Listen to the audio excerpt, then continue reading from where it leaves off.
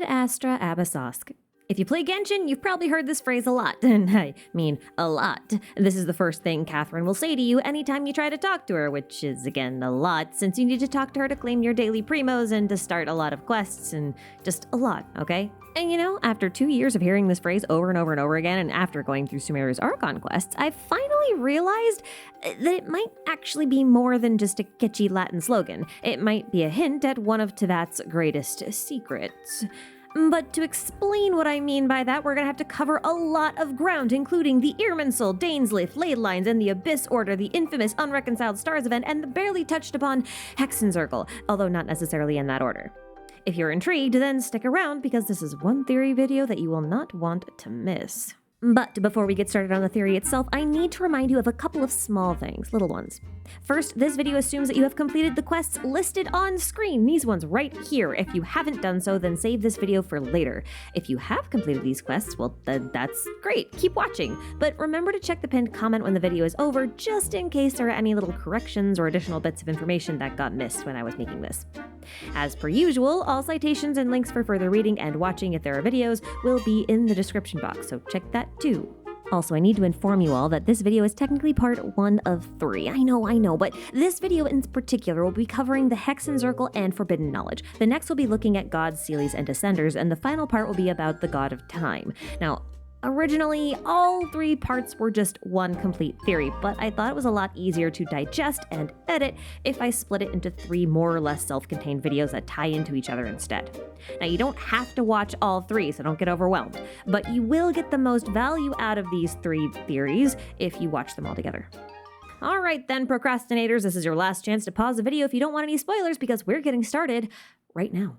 Like most things in Genshin, this theory begins with the Adventurers Guild and its slogan, Ad astra abyssosk, to the stars and the abyss.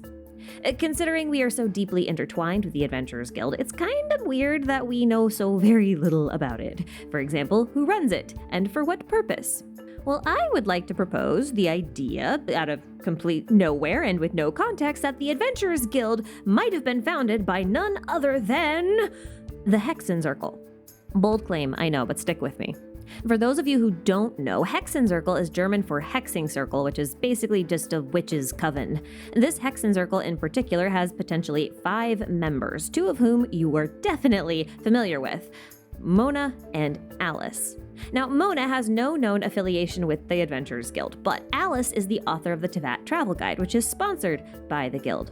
And by no other reason but association, the remaining Hexenzirkel members should be Mona's teacher, the alchemist Rhine-daughter, and the mysterious Skirk. Notice I did not include Lisa here because she specifically states that she is not part of this particular Hexenzirkel, which doesn't mean that she couldn't be part of another one, but that's another thing altogether. Now, note that these 3 I listed here are speculated and not confirmed, but we will talk about each of them as we go along to explain why I'm listing them here and why I'm making this claim. But the real question here is, why would a group of witches be responsible for founding an Adventurers Guild? Well, let's take a look at the guild. The Adventurers Guild has 2 main objectives: explore the world of Teyvat and gather information on the world of Teyvat. Now, according to Lisa, the only real known objective of the Hexenzirkel is the exploration of Irminsul and tea parties, which I don't think are relevant. Which is a little weird since Mona and her teacher study the stars, not the tree, while Alice travels willy-nilly recording local history, and Rhine-daughter, well, actually, Rhine-daughter seems to be actively studying Irminsul, so that one checks out. Her studying the Irminsul is actually one of the reasons why I think she's part of this Hexenzirkel, but I digress. Now, Rhine-daughter is the master and creator and teacher of Albedo, and they traveled together to study the insides of domains which contain young petrified Irminsul trees. He also says that he's seen larger Irminsul that were several miles tall, deep underground with giant spiders at their roots. Now, please note that the Irminsul is, in fact, underground. We got that confirmed in the Sumeru Archon quest, and its roots stretch into the abyss, meaning we now have 2 witches studying the stars and at least 1 studying the abyss, all right? And then we have Alice, who's out there living the life of an adventurer and somewhere in the middle. So, you know, to the stars and the abyss, ad astra abyssosk indeed. Now, while all of these interests that these witches have seem to have little in common, each witch seems to be trying to gather as much information as possible through whatever means suit them best. Mona and her teacher are gathering information about the future through astrology, Alice is documenting the world at present, and Rhine-daughter is studying the past, if the name of her primordial human project is anything to go by, anyway. Thinking about it like that, it makes a little bit more sense why the Hexenzirkel would want to study Irminsul in particular. That tree is basically a living record of the entire world with the power to alter not just the physical realm, but also the minds and memories of everyone who lives within its reach, which is basically the entirety of Teyvat. Supposedly, the only thing it has no power over are the beings known as Descenders, and the Traveler is one of them. And of course, to top it all off, each witch's field of research is closely related to the functions of Irminsul. So let's take a quick look at those. As I already mentioned, Irminsul is an underground, upside-down tree that can maintain a connection to pieces of itself even when they have been cut off or otherwise not physically connected. It functions somewhat like a server for all the data in the world, collecting said data and elemental energy from all across Teyvat through means of its roots, which we know as ley lines. Some ley lines are connected to smaller versions of the Irminsul that grow on Teyvat's surface, notably Inazuma's Sacred Sakura and Dragonspine's Frost-bearing tree, as well as the petrified trees found deep within domains, although we don't actually know where in physical space those are, so I don't know if I should count them. But the petrified trees are kind of interesting because they will actually give you gifts in the form of crystallized memories, artifacts, in exchange for resin, which the Traveler magically generates somehow, which is weird because they're technically not from this world, so it's kind of strange why they would have this function. Or maybe it's Paimon's function, I don't know, I'm sorry, I'm distracted. The recorded memory aspect of Irminsul is similar to Alice's pursuit of practical history through her own observations, but memories aren't the only thing Irminsul contains. It also contains vast amounts of elemental energy, which is used in alchemy. That's Rhine-daughter's field of study. So both of these fields of study seem to be very obviously related to what Irminsul does, but astrology seems to be completely unrelated, until you realize it isn't. See, way back in version 1.1, we got an event called Unreconciled Stars, one of the most important events in the entirety of Genshin, and it should have been an Archon quest. I'm gonna be salty about it forever, but sorry. In this quest, meteors fell from the sky and put everyone that came into contact with them into a deep sleep. Each person who fell asleep had the exact same dream that they couldn't wake up from. After tracking down these meteors with Mona, we discovered that it wasn't just a rock that the meteor was, but a literal star from a real person's constellation. This is something that confuses Mona because the stars that make up constellations should be burning balls of gas light years away. It should be actually impossible for them to fall like this, and in this form.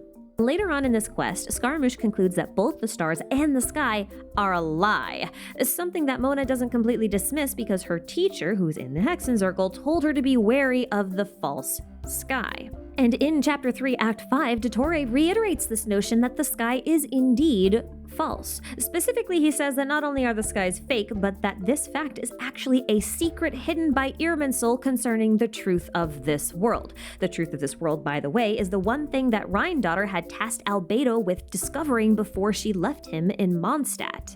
Now, there are a bunch of references to something called a firmament littered throughout the entire game. There's the Solar Pearl, the Spectres, Prototype Amber, Vermilion Hereafter, just to name a few. Trust me, there's like so many references. And while the term firmament can be used to describe the sky itself, in the Old Testament, it's actually supposed to be a solid dome that prevents the waters of the cosmic ocean from, falling in and flooding the whole world. And Genshin's higher level world building is actually based on Abrahamic theology, so that's why I'm referencing that in particular. But anyway, let's assume for the time being that the sky is fake and that it is solid like it is in biblical cosmology. How then would a star pass through a solid structure? Easy. It doesn't. It has to be inside the structure or a part of the structure. Going back to the specters for a bit, their description talks about a giant tree in the sky, which is odd because we only have a giant tree underground. And it says that they resemble the fruit of this tree. But you know what else they look like? Knowledge capsules, which are basically the fruit of the Akasha and contain memory data. The Akasha was an invention of the Dendro Archon, and its sole purpose was to collect true knowledge from the people in the form of dreams. And remember, the meteor and unreconciled stars put everyone into a dream they couldn't wake up from. Dreams are the dominion of the god of wisdom, and it seems reasonable to assume that an archon that was literally crafted from the branches of this world tree would design her invention in the likeness of Irminsul itself. And then she named it Akasha, which means sky in Sanskrit. So if the Akasha is like a miniature Irminsul, then it stands to reason that the Irminsul also has knowledge capsules, or perhaps we should call them leyline fruit, because that's what they're called in Energy Amplifier. And if Irminsul is related to the false sky and its roots stretched to the abyss, well, ad astra abyssos, the branches must be in the stars, which means that the meteor that fell from the sky was actually a false star or an Irminsul fruit, a knowledge capsule that forces anyone who touches it to witness the dream of the person it belongs to. And those knowledge capsule stars make up constellations, which, as you may recall, determine people's fates within Teyvat, or so we're led to believe. See, if we're right about the Akasha and the Irminsul being related, then we can look to the Akasha to see an example of fate in action, putting that in quotes. In Chapter 3, we saw how the Akasha could predict the actions of the person whose data had been entered into its system with extreme accuracy. But once Cyno became aware of what was happening to him, he was able to subvert his fate, or his prediction, so to speak. Irminsul might not actually be all that different. It might just be predicting the fates of people and not actually dictating it. So with all that in mind, consider this. The Irminsul tree stretches from the stars to the abyss, and the Hexenzirkel are studying it. This tree contains all of the world's history and is able to forcibly change history if the correct conditions are met, and it may also be able to determine one's fate based on this massive collection of data. This means that one's fate isn't predetermined so much as pre-predicted, and that it may be possible, albeit difficult, to escape one's fate. Alice just might be studying the world's history looking for inconsistencies, possible places where Irminsul has changed the world's memory. Mona and her teacher may be investigating the stars as a way to escape the clutches of this artificial fate. So what about Rhine-daughter? Well, I think Rhine-daughter is investigating the potential of forbidden knowledge, which we know is incompatible with Irminsul. We know basically 3 things about forbidden knowledge. We know it has the ability to pollute or corrupt things, we know it cannot be understood, and we know that it came from beyond this world and from the very depths of the abyss. So let's break that down. Pollution and corruption are weird terms for a type of knowledge, but I think of it this way. If Irminsul is similar to a computer, then the data on it is basically like a file that the computer can read. However, if the file is corrupted, that means its data is faulty and can no longer be read by the system. If you ignore the possibility of just deleting crucial parts of the file, there are basically 2 ways to achieve this unreadability. Either the file's data can get scrambled to the point where it's no longer recognizable, or new incompatible data can be injected and then maybe scrambled until the system can't read it. The former is like corruption, while the latter is pollution. Both methods make it so that the contents of the file can no longer be understood. Withering zones are a good example of pollution. Withering zones are flooded with energy and potentially data, which causes life within it to go a little berserk. By removing the source of the pollution, or stopping the bleeding, so to speak, a withering zone can be cleared. Elazar, on the other hand, is a good example of corruption. There's not really any new information or energy being absorbed by the body, but instead some of the body's data has been scrambled, causing it to malfunction and crystallize. And yes, the computer metaphor is a valid, if not near perfect, comparison to make. Nahida is the avatar of Irminsul, literally born of its branches, and her kit has her normal attacking by jumping on a keyboard, marking the enemies with a selection box on her skill, and also using a selection box to delete people with her charge attack. Now what's interesting is that in Chapter 3, Act 2's Dream Samsara, the traveler left the dream and went outside the city, describing the area beyond it as a vast, chaotic space. Back in the Perilous Trail quest and the Chasm, Zhao said something similar, that all of the separate spaces were chaotic, yet connected. And when we tried to contact Xiao from those different spaces, his voice was distorted, not unlike how Rukkhadevada's voice was distorted in the memory that she left behind for Nahida. Now, I'm starting to think that the world of Teyvat is just a series of small domains stitched together, and that the space between these domains is a chaotic space, full of raw, meaningless, nonsensical data that has yet to be processed into something readable. This fits with the computer analogy we're using because computers hate nonsensical data. It renders them virtually unusable. And what do you do with an unreadable file, or an undesired one? I don't know about you, but I just delete it. And that deleted file usually goes in the recycling bin, which Irminsul probably doesn't have, but given that its roots extend to the Abyss, I wonder if it's not dumping unwanted data into the Abyss and just letting it get lost in this sea of chaos. So what would happen if someone tried to, recover deleted data sent into the Abyss? Would they perhaps be acquiring forbidden knowledge? In the desert of Sumeru, we learned about King Deshret, a dear friend of Rukkhadevata and the Goddess of Flowers.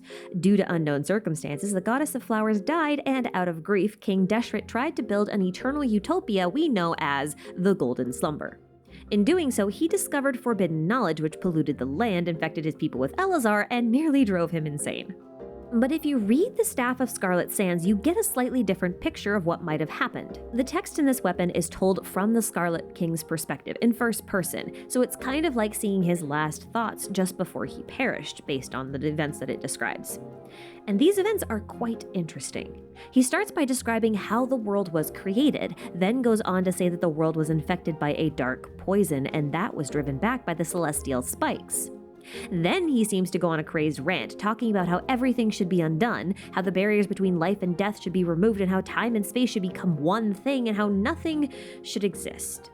Basically, grind all structured matter down until it's nothing but unrecognizable bits of atoms and data. But then he seems to gather his senses again and realizes that he never wanted a utopia at all. He simply wanted to be with the Goddess of Flowers and Rukkhadevata again. He wanted the Goddess of Flowers to live. Which is quite interesting, because in Cyno's story quest, we learn of a temple called the Court of Desolation, which is rumored to possess secrets on how to bring the dead back to life. And if that interpretation of what it actually does is accurate, then it's possible that Deshret actually tried to recover the Goddess of Flowers' data from the Abyss so that he could use it to bring her back to life, and in doing so, he became corrupted, infecting his land and destroying his people. This is supposedly the first recorded instance of forbidden knowledge being unleashed upon Teyvat. The second recorded instance was during the Conrian Cataclysm, supposedly triggered by Gold, aka Rhindaughter, a potential member of the Hexenzirkel. So the disaster of Conria had a few important and notable events. First, black mud oozed out from underground, then corrosive beasts like rifthounds began to spread, and then the Conrian people were cursed and their entire nation was destroyed by the sustainer of heavenly principles. Rhindaughter is indeed responsible for the creation of the rifthounds. However, the description of the Golden Wolf Lord states that the creation was unintentional. I've taken this in the past to mean that she didn't mean for them to be monsters for a few reasons. One of them being Durin. Durin is described historically as being a massive black dragon with corrosive blood, capable of causing ley lines themselves to mutate. He was considered a horrible threat, and yet all of the lore told from his perspective paints him as a very friendly dragon who was happy to meet new people and who wanted to sing songs about his home. And the Rift Wolves and Durin are creatures that she made before she made Albedo, and Albedo is the creation that she calls a success. She also did consider Durin to be a success, but we'll come back to this in a second.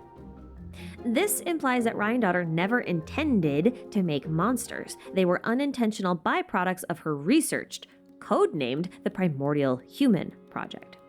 As you may guess from the title, a primordial human would have been one of the first to exist in the world and would therefore be long dead at this point.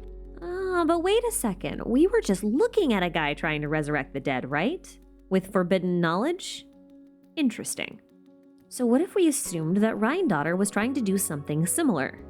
Recreate something from data long since discarded using a forbidden type of alchemy that we know as Chemia.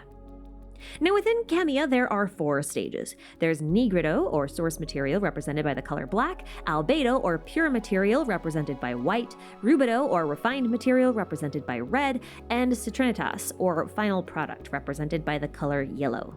The idea here is that in order to transmute whatever it is that you want, you must first obtain the source material, process it until it's pure, refine it into something workable, and then craft whatever it is you want from that material.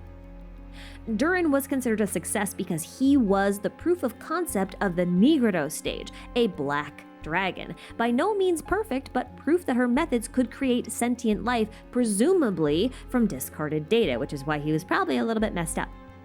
Albedo is a success because he could pass as a human. He'd been refined. He's her chalk prince, her white prince. He's not quite the human she was trying to create, though, but he was a step in the right direction.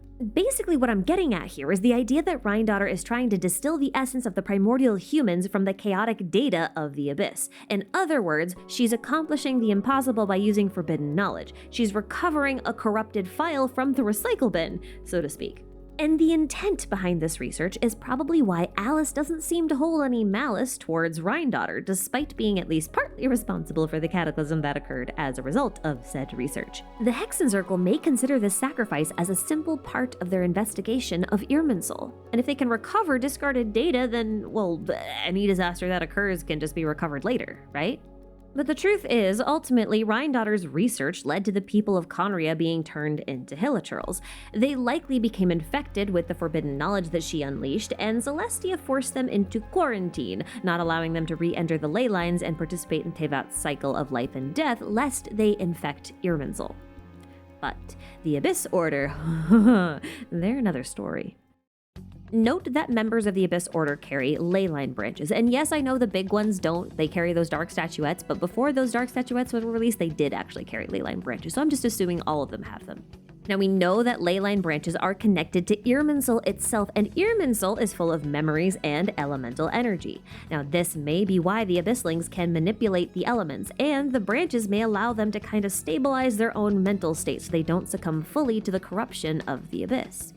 Yet it's possible they also allowed themselves to consume forbidden knowledge and embraced it, which transformed them into beings other than hilichurls. We will explore this concept more in the second part, keep it in mind. Now, Dainsleif has had a few encounters with a Hydro Abyss Herald, and on one of these occasions, the Herald comments on how Dane's corruption is spreading and that they are not so different.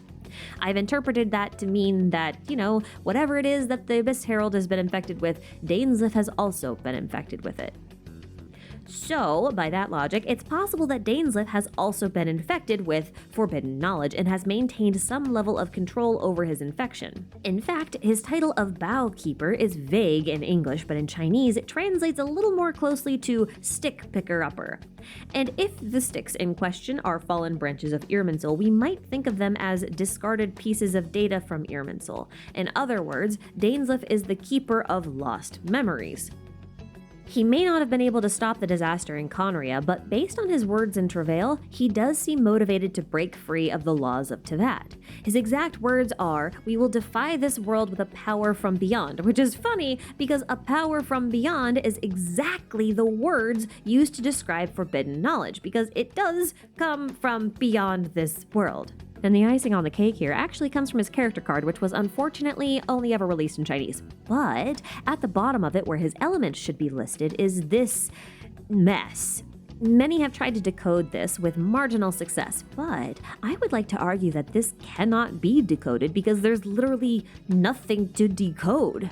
His element is literally nothing. It's the forbidden knowledge. It's corrupted, scrambled data that literally cannot be understood. This would explain a lot of things. The Abyss Order's attempt to revive the homeland may be an attempt to literally recover Conria from corrupted data found deep within the Abyss. And if they can pull that off, then they just might be able to recover data from even farther back. Primordial data, which may or may not be of interest to us and our twin. See, I've long since held the belief that the twins really are from Teyvat originally, but from a time that has been deleted from Irminsul. We know that's possible now. And we know that the Traveler has headaches and doesn't completely trust their own memories, which means that there could be gaps in there where their memories have been completely removed or sealed. And on the twins' character cards, the Chinese text calls Teyvat your new world, as in possessive. And it also says that, quote, "Your homeland has been destroyed. All architecture has been reduced to dust. You are originally the one that should own your world and embrace the people within, but the last descendant of the subjugated civilization. Please do not lament the lost moments." If this is to be taken literally, and the twins are from a deleted civilization, then it would explain why we generate resin, have an affinity for elemental energy, why we can so easily connect with Irminsul, and why we can purify corrupted materials. Because we're from here. We're supposed to be able to do that. And it means that our twin might be trying to quite literally restore the homeland from corrupted data by means of forbidden knowledge. I have a lot more to say on this topic, but I'm going to save the rest of this for part 2 of this mini-series, where I will be talking about Seelies, gods, and of course, the Descenders at length. Trust me, it's long. Oh, but hey, while the credits roll with all my lovely channel members, I want to share some thoughts on Skirk, since I didn't really have a way of fitting my theory on her into the script. So Skirk is basically this woman that Child met in the Abyss when he fell into it as a kid. After a lot of accidental research, I've come to the conclusion that Skirk is likely part of the Hexenzirkel, because if you think about it, if she is a member of the Hexenzirkel, being in the Abyss makes sense because that's what the Hexenzirkel does. They study the Abyss, and the Irminsul, and the stars. Plus, the name Skirk doesn't have any real etymological roots unless you contextualize her as a witch. See, there's a witch in Greek mythology that we call Circe in English, but in Greek, her name can also be pronounced Kirke. Now, Circe is a witch with knowledge of transformations, and Skirk is responsible for teaching Child the Foul Legacy transformation. And I only got to thinking about this because of the theory that Alice is actually supposed to be Eris, the Greek goddess of discord, who is associated with the Apple of Discord, and that Alice's lore always seems to go back to the Golden Apple Archipelago. So yeah, anyway, that's my theory. That just about does it for me. I'm gonna go stare off into the abyss and hope it doesn't stare back at me because I suck at staring contests. Thanks for watching, guys. Bye-bye!